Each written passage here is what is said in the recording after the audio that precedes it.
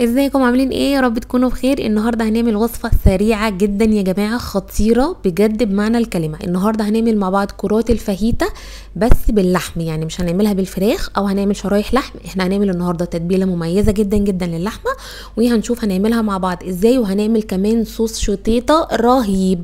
اول حاجه هبدا بيها معايا التوابل ديت، نص معلقه من كل التوابل اللي انا هقولها، نص معلقه من الثوم البودر والبصل البودر والبابريكا والملح والفلفل الاسود، وربع بقى معلقه صغيره من الجنزبيل، وعليهم معلقتين كبار من الفيجيتار العادي اللي بنستخدمه للبانيه. وكمان معايا هنا بيضايه، ومعايا ربع كوبايه ميه صغيره او 3 معالق كبار من الميه الفتره.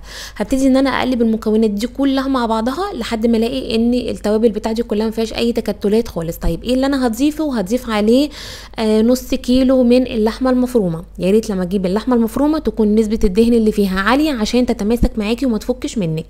ما تستغربوش التتبيله ديت، التتبيله دي في منتهى الجمال يا جماعه. ما تقوليش ايه ده اللحمه المفرومه هنحط عليها ميه، لا، الميه اللي احنا بنحطها والبضايه بتخلي معانا اللحمه المفرومه جوسي جدا جدا، وهوريكي ازاي هتبقى جوسي معانا من جوه.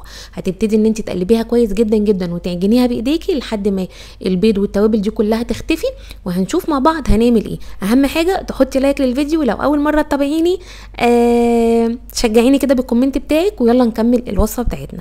هندهن ايدينا بقى دهنه بسيطه كده من الزيت، وهنبتدي ان احنا نكور ايه الكوبيبه بتاعتنا بتاعت النهارده. لو حابه تعمليها صوابع عادي، لو حابه تعمليها باي شكل انت بتحبيه اللي تفضليه اعمليه. انا بحب اعملها كور كده صغيره عشان تبقى سهله ايه في الاكل. خلصت الكميه كلها زي ما انتم شايفين. هحط بقى طاسه على النار، اول ما تسخن هضيف عليها معلقتين كبار من الزيت، وهحط قطعه من الزبده، بس تقريبا ان الزبده كانت كتيره معايا فمش هستخدمها كلها، هاخد منها حبه صغيرين وهطلعها. اول ما هتسخن معايا هنبتدي ننزل بكرات الفاهيتا اللحمه زي ما انتم شايفين. احنا هنشوف مع بعض هنكمل بقيه الوصفه عامله ازاي.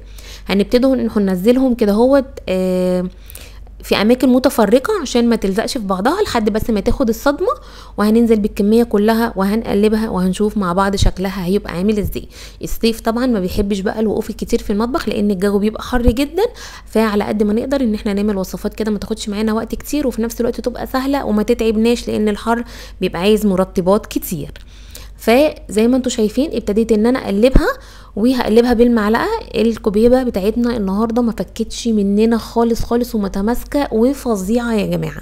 هنبتدي بقى ان احنا نطلعهم كده في طبق خارجي. وبعد بقى ما هنطلعهم في طبق خارجي، عايزه اقول لك تقدري تستخدمي الخضار اللي انت بتحبيه. انا كان عندي فلفل الوان وعملت بصل جوليان ونزلتهم وهسيبهم على النار كده اهوت مع التقليب لحد ما ياخدوا الصدمه بتاعتهم، وهنخليهم على جنب. نرجع بقى نشوف جمال الكوبيبه بتاعتنا وهي جوسي كده من جوه. بصوا بقى، هنمسك واحده كده ونبتدي ان احنا نفتحها. بصوا الجمال من جوه عامل ازاي، العصاره بتاعتها يا جماعه تحفه. والحلاوه فيها كمان ان انت بقى مش تسيبيها على النار لحد ما تنشف، لا، هي يا دوبك تاخد الصدمه وتجربي كده بالمعلقه لقيتيها اتقطمت معاكي فهتلاقيها تحفه. العصاره بتاعتها لذيذه جدا جدا جدا. طبعا الفلفل بتاعنا اخد التشويحه التمام بتاعته ودبل دوت اللي احنا عايزينه. هنجيب بقى صينيه نبتدي ان احنا نحط فيها الفلفل بتاعنا بالشكل ده. حطي عليها رشه ملح ورشه كمون ورشه فلفل اسود وقلبي عشان يبقى طعمه حلو. حبيت ان انا اضيف عليهم بطاطسايه قطعتها قطع صغيره وحمرتها عادي جدا وحطيت عليها توابل وشكرا على كده. هبتدي بقى ان انا اخد الكوبيبه بتاعتنا ديت واحطها على الصينيه بالشكل ده. بجد يا جماعه الصينيه دي كانت في منتهى الجمال. عايزه اقول لكم ان هي بسم الله ما شاء الله بالف هنا يعني علينا، عشان احنا اكلناها خلاص اتنسفت ما قعدش منها اي حاجه، وعجبت الاولاد جدا جدا جدا. ايه بقى اللي احنا هنحط عليها؟ صوص طحينه. صوص الطحينه يا جماعه معروف، يعني الطحينه ميه خل ليمون وكمون وملح ومعلقتين زبادي، قلبتهم كويس جدا جدا مع بعض وحطيتهم بالشكل ده عليها من فوق. اتبقى حبه في الكوبايه فطبعا مش هرميهم، هحط عليهم حبه ميه وادخلها الفرن 10 دقايق. على بقى ما هي تستوي في الفرن 10 دقايق بالظبط هنعمل بقى حاجه مشطشطه جدا انا بحبها جنب جميع انواع الاكل يا جماعه. انا بشوف الفلفل دوت في السوق بتجنن، بقول لا انا لازم اجيب منه. جيبي بقى كميه الفلفل اللي انت عايزاها، حطي عليها كميه الطماطم اللي انت عايزاها، ضيفي عليها بقى معلقه ونص كبار من الملح وفصين توم ونص معلقه كبيره من البابريكا ورشه من الكمون، وحطيها على النار لحد ما يتسبكوا، وهيبقى معاكي احلى صوص شطيطه يا جماعه، بجد خطير. بستخدمه في كل حاجه، لو عملت سندوتش جبنه بحط عليه من الشيزيتا ديت وباكله، بيبقى طعمه وهم كمان.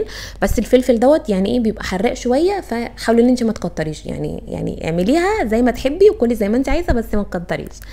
رشيت عليها كمان كده، عصرت عليها ليمونه وقلبتها، كانت في منتهى الجمال. ده الفيديو بتاعي النهارده، يا رب يكون عجبكم. اكلات الصيف كده الحرشه دي يا جماعه، كلنا عارفين ان الصيف كده يحب الاكل الحرش كده، عشان ايه ما بنبقاش يعني مش عارفه اقول لكم ايه يعني، بس هو الاكل خفيف وظريف، واتمنى ان انتوا تجربوا الوصفه بتاعت النهارده. طبعا اخدت 10 دقايق في الفرن وطلعتها، ودوت كان شكلها، كانت ريحتها حلوه جدا جدا. استخدميها بقى جنب اي حاجه انت بتحبيها، عايزه تعملي جنبها رز اعملي، عايزه تعملي جنبها مكرونه اعملي، بس انا فضلت ان انا اكلها جنب الشتيطه بالعيش. العيش يا جماعه بجد خطير، بصوا شكلها عامل ازاي من جوه، في منتهى الجمال. بس تقدميها بقى زي ما انتي عايزه، حطي بقى في طبق، حطيها في الصينيه لوحدها. طبعا انتوا عارفيني انا لازم ادوق معاكم الوصفات اللي انا بعملها، فاخدت لقمه من هنا على لقمه من هنا، وابتديت ان انا ادوق، ودوبت دوب في صلاة بصراحه يعني. بس كده، وباي باي.